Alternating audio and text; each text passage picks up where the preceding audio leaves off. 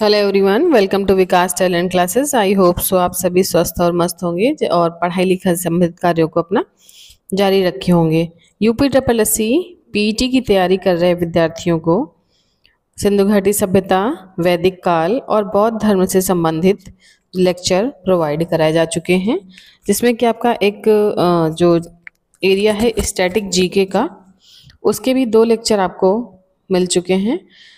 इसी क्रम में आपका जैन धर्म आज नेक्स्ट लेक्चर है। जैन धर्म को शुरू करने से पहले मैं आपको बताना चाहती हूँ कि जो पीछे की जो क्लासेस हो चुकी हैं, सिंधु घाटी सभ्यता, वैदिक काल, बौद्ध धर्म, इन सभी को एक बार आप रिवाइज कर लें। और मैं नेक्स्ट वीडियोस जो है उनके क्वेश्चन आंसर फॉर्मेट में, जिससे कि आपकी तैयारी और आपका रिवीजन भी साथ साथ चलता रहे। जो मोस्ट इम्पॉर्टेंट क्वेश्चन है और जो प्रीवियस ईयर आए हुए क्वेश्चन है, जिन प्रश्नों के आने की संभावना ज़्यादा है, उन प्रश्नों का कलेक्शन, उन प्रश्नों की क्लास, उन प्रश्नों का लेक्चर आपको कल से मिल जाएगा। तो आज शुरू करते हैं अपना जैन धर्म।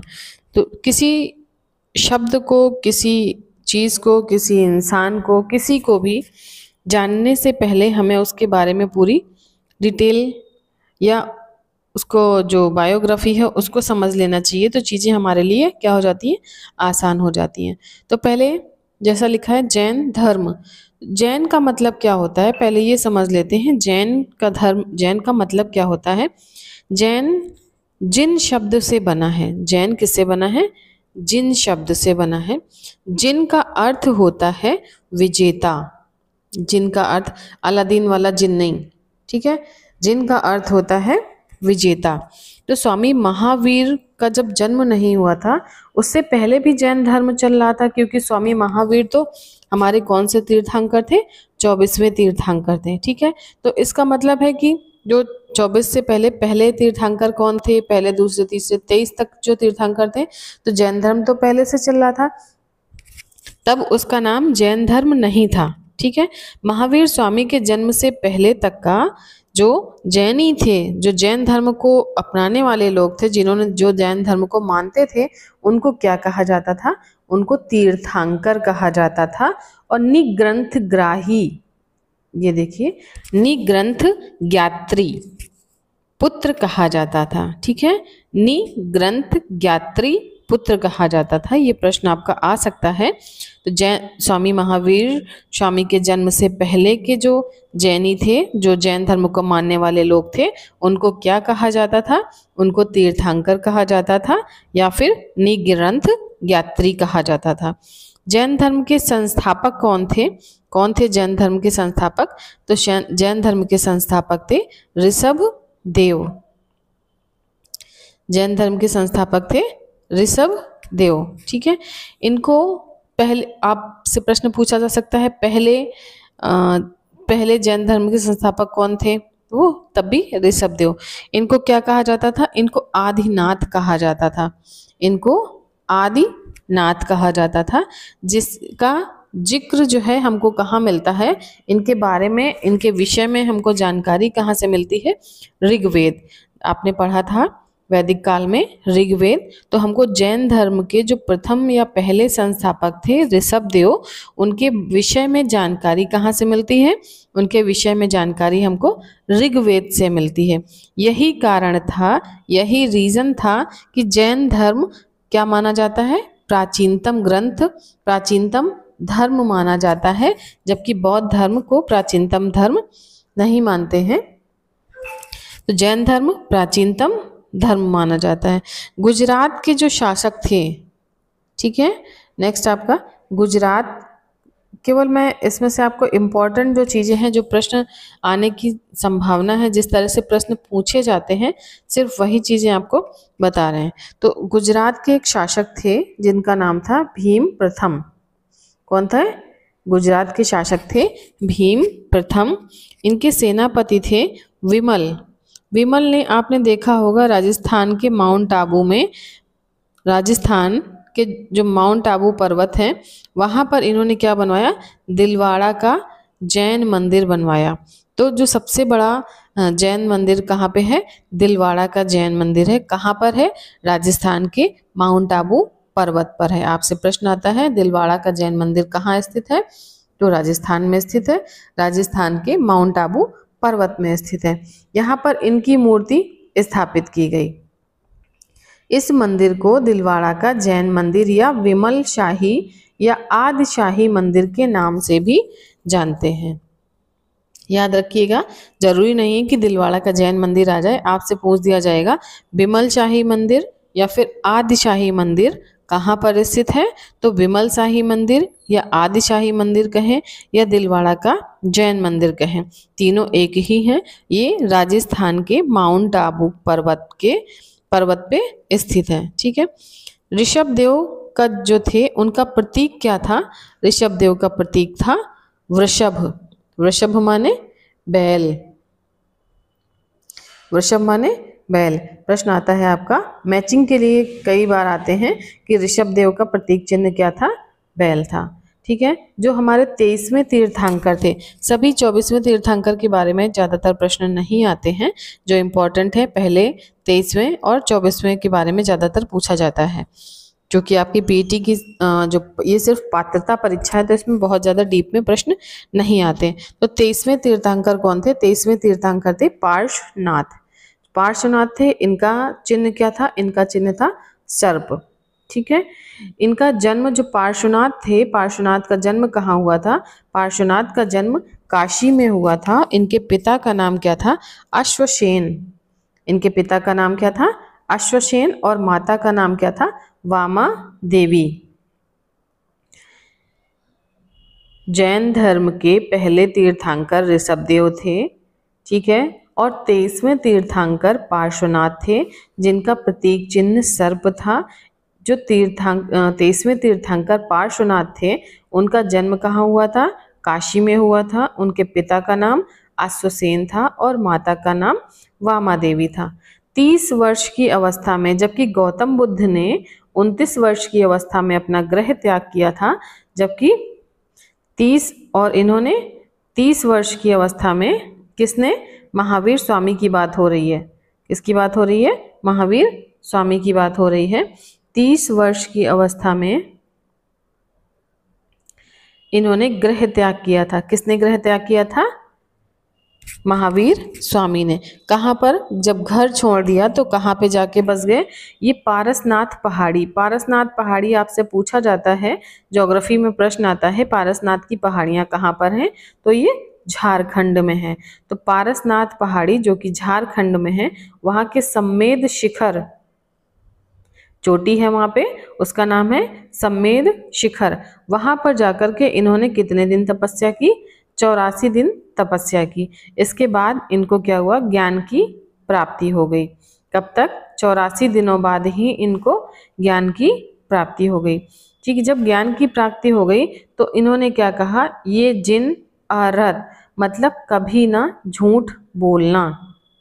इनका जो, इनके मूल मंत्र कौन थे, जिन अरहत। इनका अरहत का मतलब होता था कभी ना झूठ बोलना, और निग्रंथ का मतलब होता है, जैसे कि हम जैनियों को पहले क्या कहते थे, जैन धर्म से निग्रंथ ज्ञात्री, तो निग्रंथ का मतलब होता है बंधन रहित, हम किसी बंधन में नहीं बंधे हैं। ठीक है। अरहत का मतलब कभी न झूठ बोलना, निग्रंथ का मतलब बंधन रहित कहलाया। जो इनके 4 आर्य सत्य थे। ठीक है। जिस तरह से गौतम बुद्ध ने 4 आर्य सत्य दिए थे, ठीक है, उसी तरह से महावीर स्वामी के भी 4 आर्य सत्य थे। कौन से, पहला सत्य, अहिंसा, अस्तेय। अस्तेय का मतलब होता है कभी चोरी न करना। अस्तेय का मतलब होता है कभी चोरी न करना। और चौथा था इनका अपरिग्रह। अपरिग्रह का मतलब होता है धन का संग्रह न करना। इनको धन की कोई भी आवश्यकता नहीं होती थी, धन का संग्रह न करना। तो जो महावीर स्वामी के 4 आर्य सत्य थे वो कौन कौन से थे, पहला सत्य, सत्य, हमेशा सत्य बोलो। अहिंसा, हिंसा नहीं करनी है। अस्तेय, अस्तेय, अस्तेय का मतलब कभी चोरी नहीं करनी है। अपरिग्रह मतलब धन का संग्रह नहीं करना है। तो इनके महावीर स्वामी के 4 आर्य सत्य थे। महावीर स्वामी के 4 आर्य सत्यों में से ब्रह्मचर्य को छोड़कर, महावीर स्वामी ने 4 आर्य सत्य दिए थे, इनमें ब्रह्मचर्य को जोड़ दिया गया। ब्रह्मचर्य को जोड़कर इन्हें क्या कह दिया गया? पंच महाव्रत कह दिया गया। ठीक है, इन्हें पंच महाव्रत कह दिया गया। 24वें तीर्थंकर जो कि थे महावीर स्वामी। ठीक, इनके बचपन का नाम क्या था? इनकी जीवनी के बारे में जान लेते हैं। 599 से 540 ईसा पूर्व से लेकर के 99 मिला होता है, कहीं पे 40 लिखा होता है, 527 या फिर 468 ईसा पूर्व क्या माना जाता है? महावीर स्वामी का जन्म माना जाता है। महावीर स्वामी के बचपन का नाम क्या था? वर्धमान। क्या नाम था? वर्धमान की ऊन याद आती है तो आप याद रखिएगा। महावीर स्वामी के बचपन का नाम क्या था? वर्धमान। इनके पिता का नाम क्या था? सिद्धार्थ। जबकि गौतम बुद्ध के बचपन का नाम क्या था? सिद्धार्थ। ठीक है, और महावीर स्वामी के पिता का नाम क्या था? सिद्धार्थ। महावीर स्वामी के पिता ज्ञात्रक गढ़ के मुखिया थे। कहाँ के थे? ज्ञात्रक गढ़ के मुखिया थे। इनकी माता का नाम क्या था? त्रिशला। इनकी माता का नाम था त्रिशला। त्रिशला जो कि लिच्छवी का नरेश, लिच्छवी एक राज्य हुआ करता था। लिच्छवी नरेश चेटक की बहन थी। लिच्छवी का उस समय राजा कौन था? चेटक। तो चेटक की बहन कौन थी? त्रिशला। इनकी पत्नी का नाम देखो, मैंने उनका भी बताया था, गौतम बुद्ध की पत्नी का नाम भी यशोदा था और महावीर स्वामी की भी पत्नी का नाम यशोदा है। और इस समय जो हमारे करंट में प्रधानमंत्री, यशस्वी प्रधानमंत्री नरेंद्र मोदी जी हैं, उनकी भी पत्नी का नाम यशोदा बेन था। तो ये इन सब ने क्या करा? गृह त्याग करा, अपना पारिवारिक जीवन जो है छोड़ दिया। ठीक, तो ये देखिए इनकी पत्नी का भी नाम क्या था? यशोदा। पुत्री का नाम इनकी दिया था प्रियदर्शिनी, और या फिर उसको क्या कहते थे? अन्योज्या। इन्हीं का दामाद था। इनकी बेटी की शादी हो गई थी, तो इनकी बेटी, इनके जो उसके हस्बैंड थे दामाद, उसका क्या नाम था? जामिल। जो जामिल था, जब इनको ज्ञान की प्राप्ति हो गई तो सर्वप्रथम उनका अनुयायी कौन बना? जामिल। और उसके बाद में उनका सर्वप्रथम विरोधी भी कौन बना? जामिल। पहले तो उसने बहुत खुशी खुशी जैन धर्म अपनाया, उसके बाद में पता नहीं उसको ऐसा क्या हो गया जो उनका सर्वप्रथम विरोधी, यानी कि उस जैन धर्म का विरोध भी करने लगा। कौन करने लगा? जामिल, जो उनका खुद का सगा दामाद था। ठीक है, सर्वप्रथम जैन धर्म में महिलाओं को किसने अपनाया? सबसे पहली महिला कौन थी जैन धर्म को अपनाने वाली? इनका नाम था चंदना। ठीक है, जबकि महावीर स्वामी जो बौद्ध धर्म था उसमें महिलाओं के लिए सबसे पहले उनकी माँ थी गौतमी, फिर उनकी बहन थी, फिर उनकी पत्नी थी, फिर 4 महिलाओं ने एक साथ किया था। फिर इसमें जबकि जैन धर्म में महिला सबसे पहले कौन थी? चंदना। महावीर स्वामी का जन्म वैशाली के कुंड ग्राम, वैशाली गौतम बुद्ध से संबंधित भी जगह है और महावीर स्वामी से भी संबंधित स्थान है। तो कभी कभी प्रश्न आ जाता है कि दोनों धर्मों से संबंधित एक जगह दे दी होती है, इनमें से कौन सा है? तो ऑप्शन में आपको क्या करना है? वैशाली। आधुनिक जो इस समय हमारा मुजफ्फरपुर है बिहार में, वो उस समय क्या वैशाली हुआ करता था, जहां पर महावीर स्वामी का जन्म हुआ था। ठीक है, तो महावीर स्वामी का जन्म कहाँ हुआ था? वैशाली में हुआ था, जो इस समय कहाँ? मुजफ्फरपुर में है। ठीक है, अब आ जाइए नंदी गोवर्धन। जब महावीर स्वामी जी ने अपना गृह त्याग करा था, जब महावीर स्वामी जी ने अपना गृह त्याग किया था,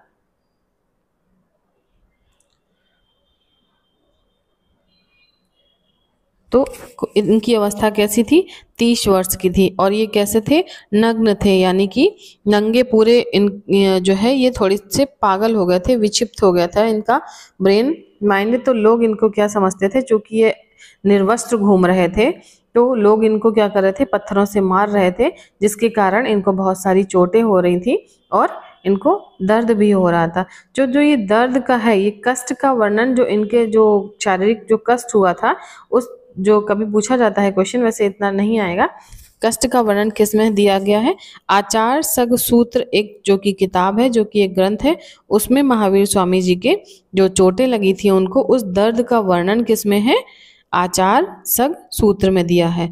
तो महावीर स्वामी इन्होंने कहाँ पे अपना ज्ञान प्राप्त किया?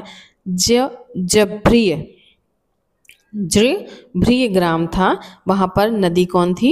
ऋजुपालिका नदी थी। किस वृक्ष के नीचे? साल वृक्ष के नीचे। जबकि गौतम बुद्ध ने पीपल वृक्ष के नीचे जो है अब उनको ज्ञान की प्राप्ति हुई थी, और महावीर स्वामी को साल वृक्ष के नीचे जो है इन्होंने क्या किया? अपनी समाधि लगाई, और लगातार 12 वर्षों के बाद इनको ज्ञान मिल गया। ठीक है, लगातार इन्होंने कब तक तप किया? कब तक समाधि में बैठे रहे? 12 वर्षों तक इनको ज्ञान की प्राप्ति हुई, 12 वर्ष बाद। ये जिन निग्रंथ कैवल्य, अपनी इंद्रियों पर काबू पाना, ठीक है, समान रूप, सम्यक ज्ञान, सम्यक आचरण और सम्यक दर्शन, ये चार जो थे इनके क्या थे? कैवल्य का मतलब होता है सम्यक ज्ञान, सम्यक आचरण, सम्यक दृष्टि। इनको क्या कहा जाता था? त्रिरत्न कहा जाता था। क्या कहा जाता था? इनके जो चार सत्य थे, क्या हो गया?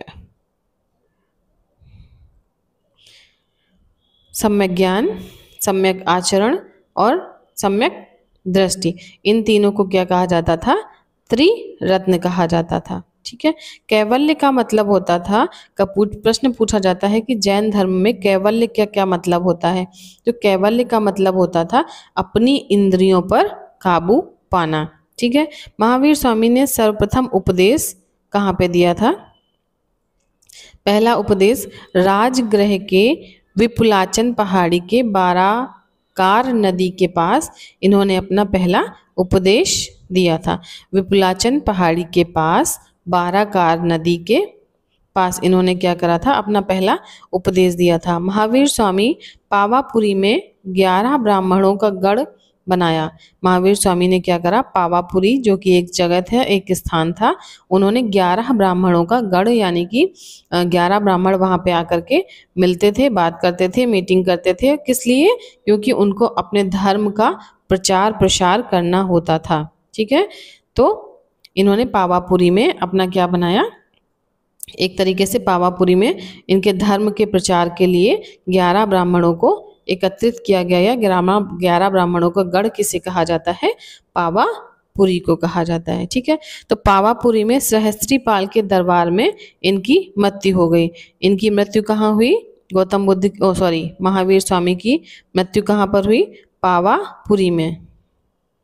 पावापुरी में महावीर स्वामी की मृत्यु हो गई। किसके दरबार में? सहस्तीपाल नाम का शख्स था, उसके दरबार में इनकी मृत्यु हो गई। नेक्स्ट आपको जैन धर्म से संबंधित संगीतियां जो हैं, जैसे कि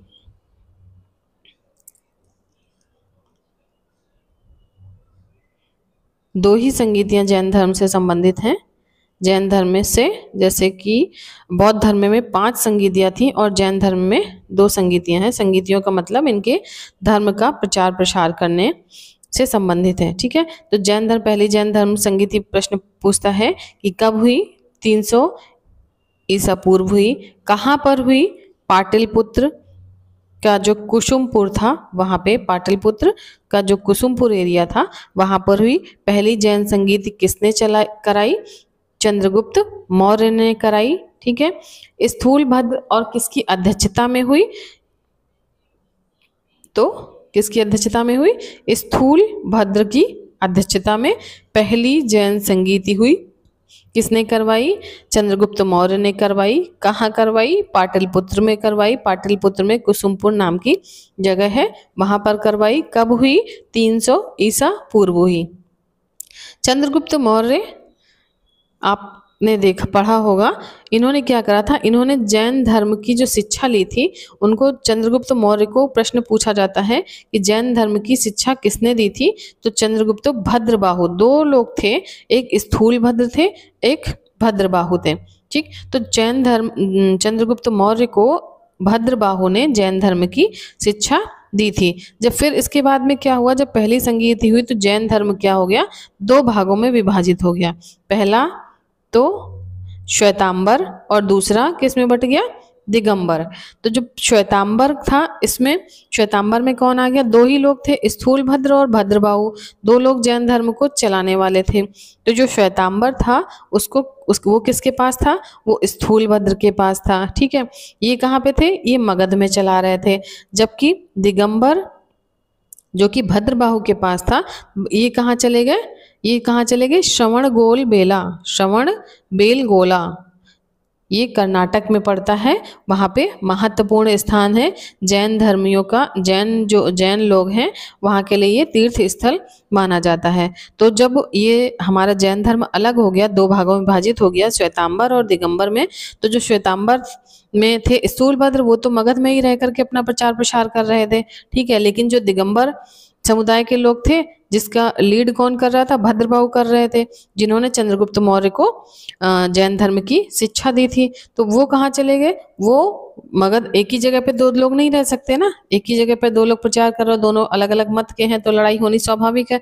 तो वो कहाँ चले गए? वो चले गए कर्नाटक। कर्नाटक में एक जगह है श्रवण बेलगोला, वहां पर इन्होंने दिगंबर धर्म, जो कि जैन धर्म से ही निकला हुआ है, उसकी अपना प्रचार प्रसार शुरू किया।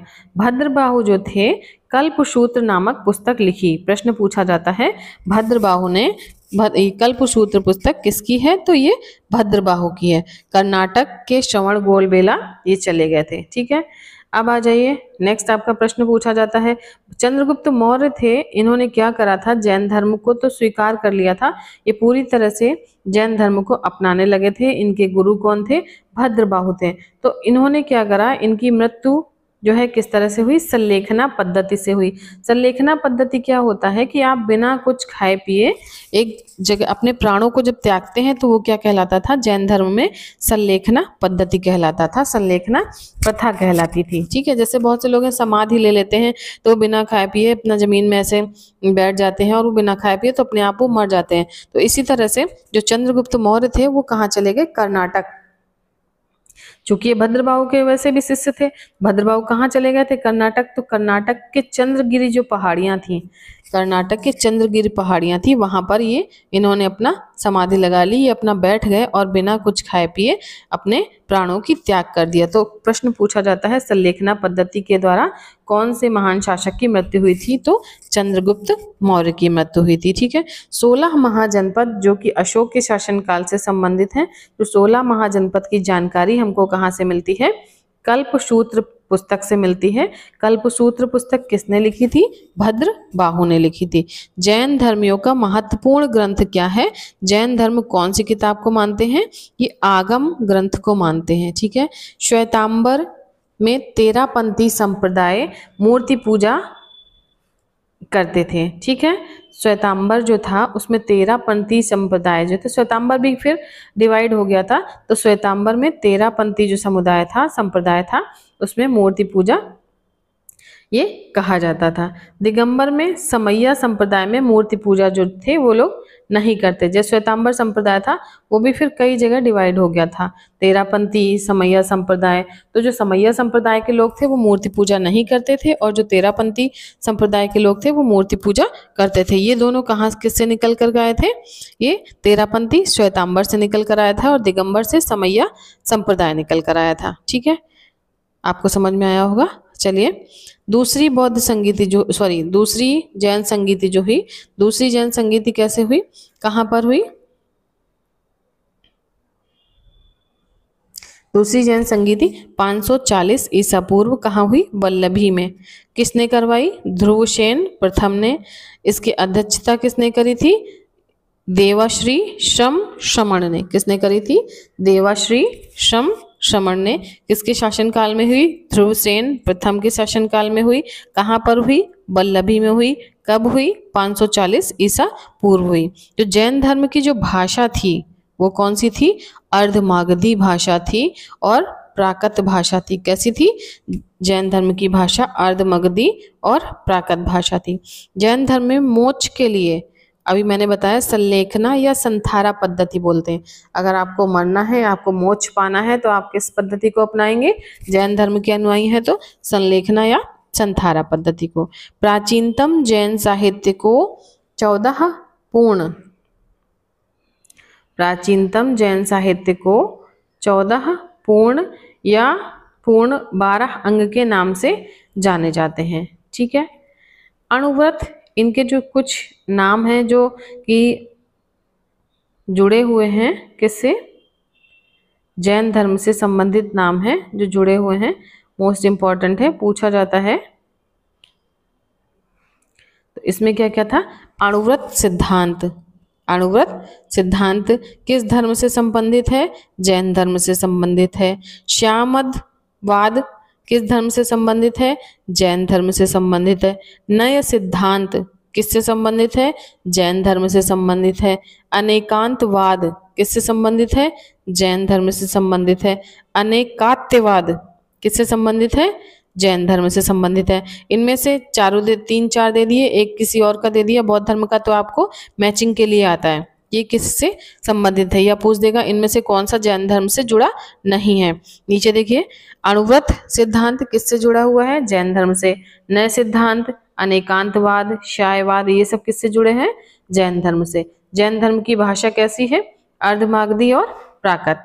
बौद्ध धर्म का कौन सा है, अनात्मवाद, नो सोल थ्योरी, किसकी है, बौद्ध धर्म की। तो बौद्ध धर्म के क्या कहता है, मोक्ष को क्या बोला जाता है, निर्वाण बोला जाता है। और जो जैन धर्म के लोग थे उनको क्या बोला जाता है, जब मोक्ष पाने के लिए क्या कहते हैं, कैवल्य। जैन धर्म के लोग को निर्वाण, कि उनको निर्वाण की प्राप्ति हो गई। जैन धर्म, अगर जैन धर्म को अपनाया है तो कैवल्य की प्राप्ति हो गई। तो आत्मवाद किसका है, आत्मवाद जैन धर्म महावीर स्वामी का विश्वास था। ठीक है।